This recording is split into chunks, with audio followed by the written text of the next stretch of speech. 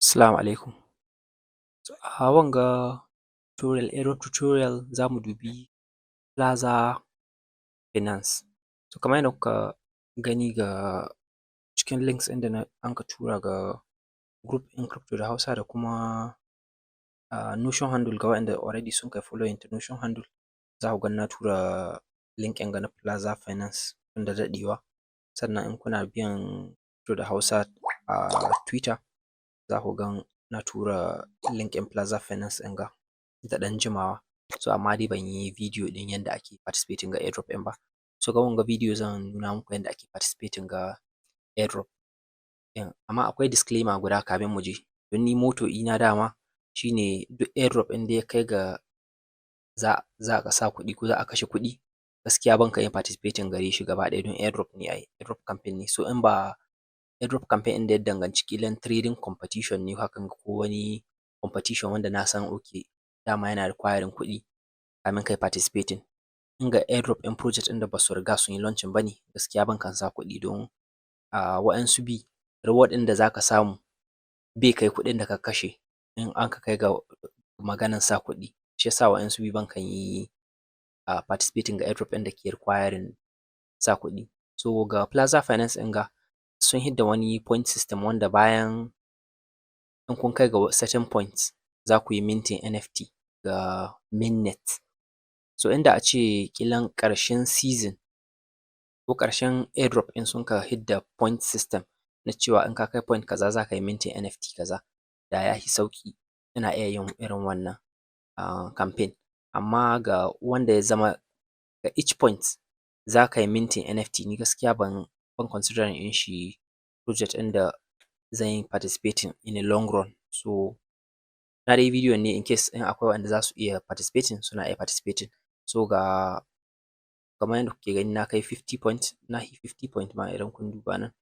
Na yi 50 point duk da ban ma shiga wajen ɗin kuma. Zan iya minting basic NFT ɗin ga.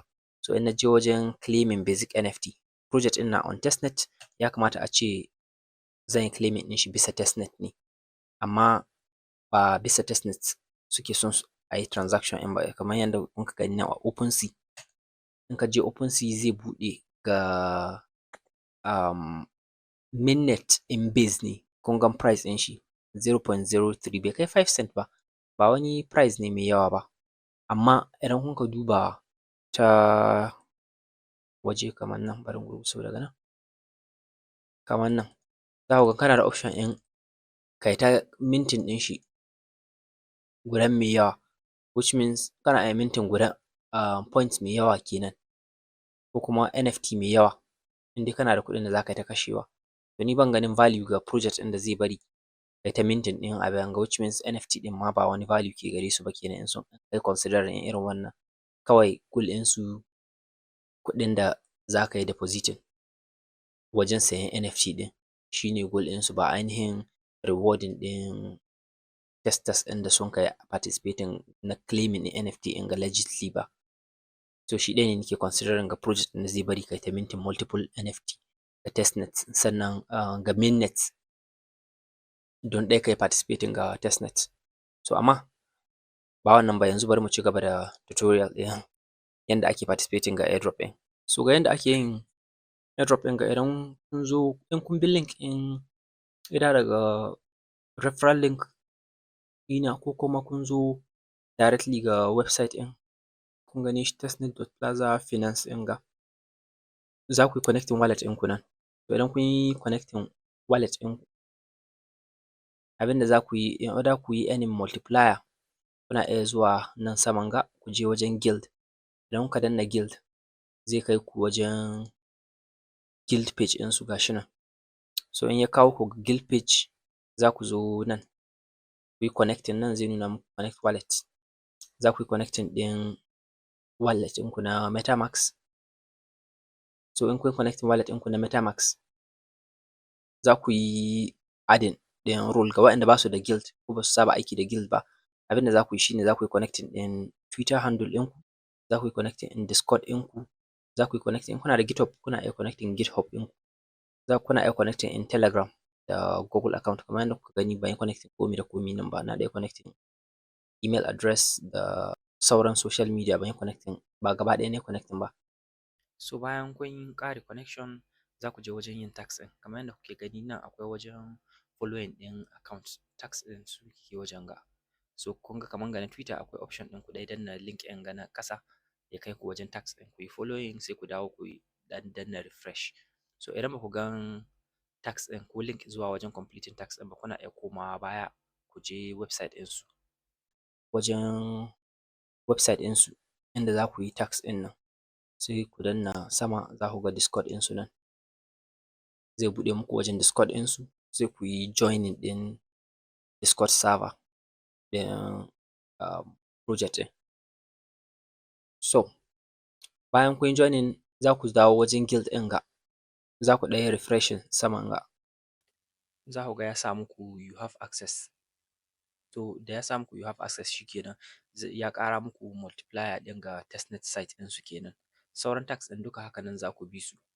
Put following Twitter da kuma adding ɗin email zai ƙara muku multiplier. Akwai na Farcaster amma in baka da Farcaster account kuna iya ignoring ɗin shi ku ɗan yi wa'ancan da ke da sauƙin yi. Access ɗin ga na guild kawai multiplier ne ga website ɗinsu. Kun ga kamar nan point multiplier, kun ga 1.2 nake amfani da shi level 1.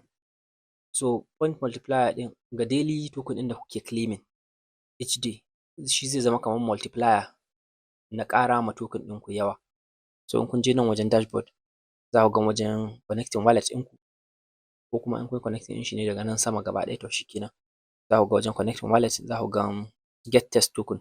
Za ku danna get test token ɗin ga automatically in ba ku yi adding network ɗin ga MetaMask ɗinku ba, zai triggering ya buɗe muku wajen adding network ɗin Bazaar Finance ɗin ga zuwa ga MetaMask ɗinku, sai ku ƙara danna get token ɗin ga, zai tura muku test token ga network ɗin.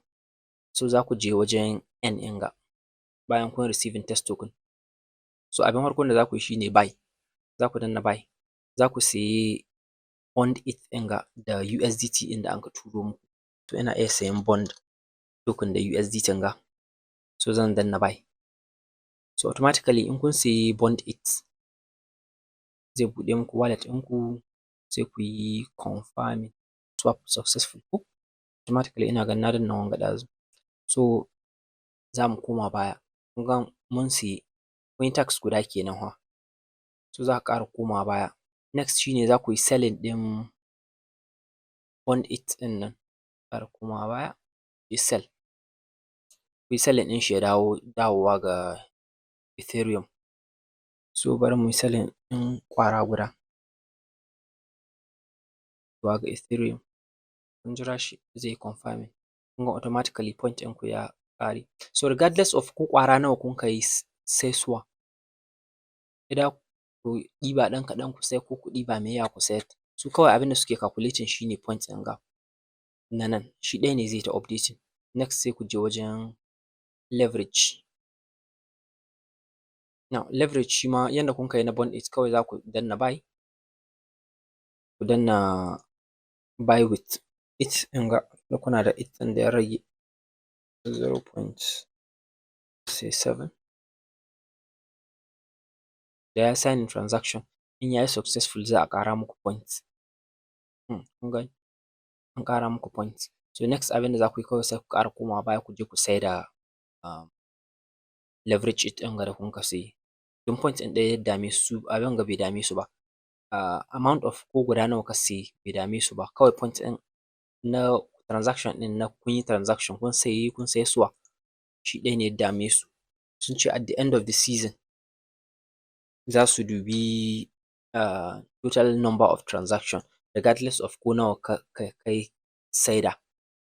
So za su ɗai dubi total number of transaction ne da ka yi, su yi converting ɗin shi da points ɗin ga da ka samu shikenan.